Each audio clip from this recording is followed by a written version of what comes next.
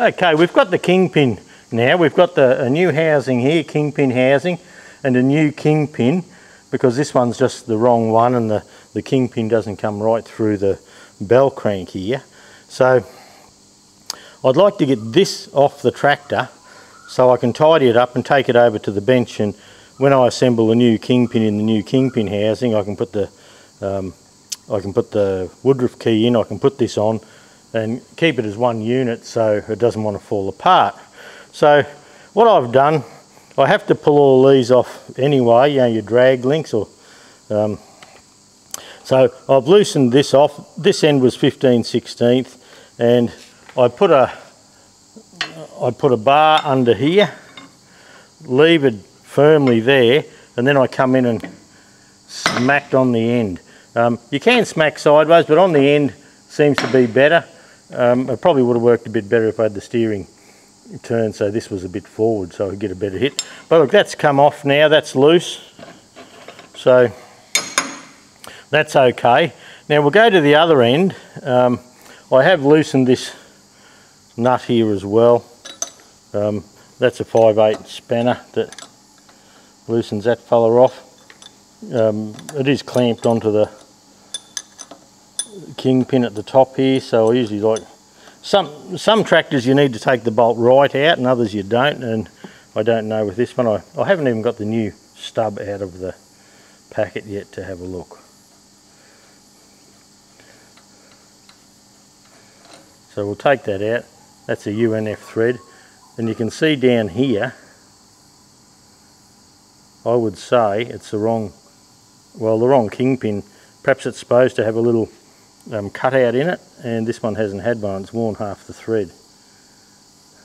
But it's probably not such a big deal if you have enough thread here. But look, we may need to buy a new bolt there, but look, that's no big deal. Okay, we'll go down the other end and I'll show you how I get that off. Okay, the nut on the inside of the tie rod here is 3/4, you know, a 3/4 spanner fits it. So what I like to do, I loosen that off, and I loosen him back off with my fingers until the nut is almost level with the end of the tie rod there.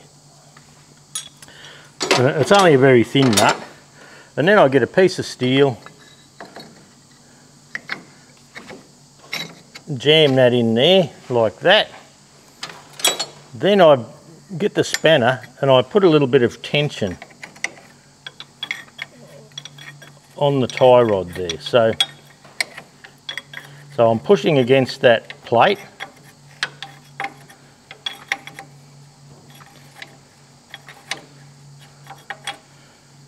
And I'm waiting until that goes reasonably firm.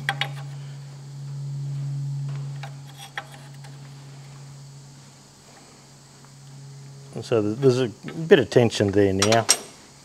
And if I get my big club hammer once more and come in through here,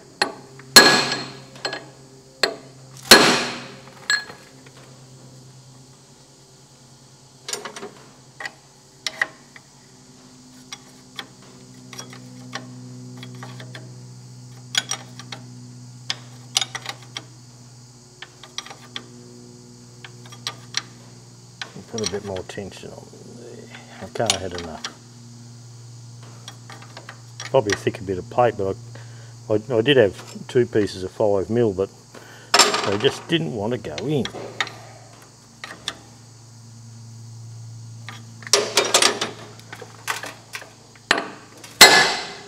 And there you go. That easy.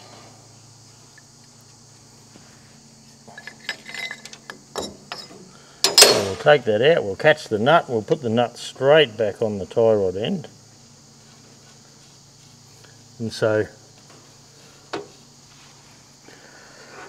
that's out. There's no wear in here, so I'm just going to wash these up and put new rubbers on them. I probably won't video that because I put rubbers on the steering ram, so you've seen that. And yeah, we'll go up the front now and we'll get that bell crank off. Okay, we've got the bolt out. I don't know how tight this is.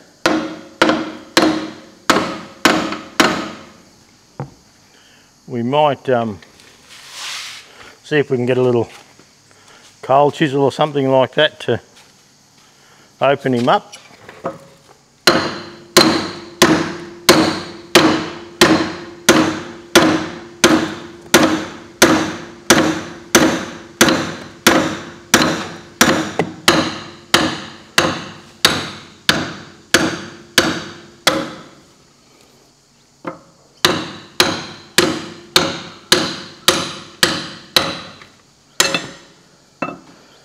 There we go.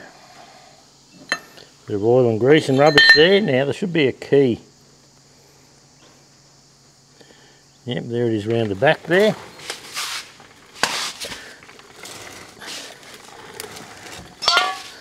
You can see the key just there.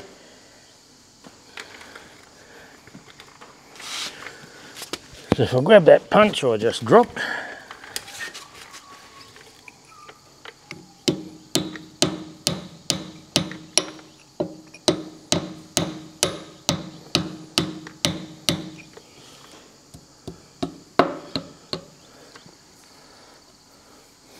there's the key. So we'll use that again and we'll tidy all this up and we'll use that again.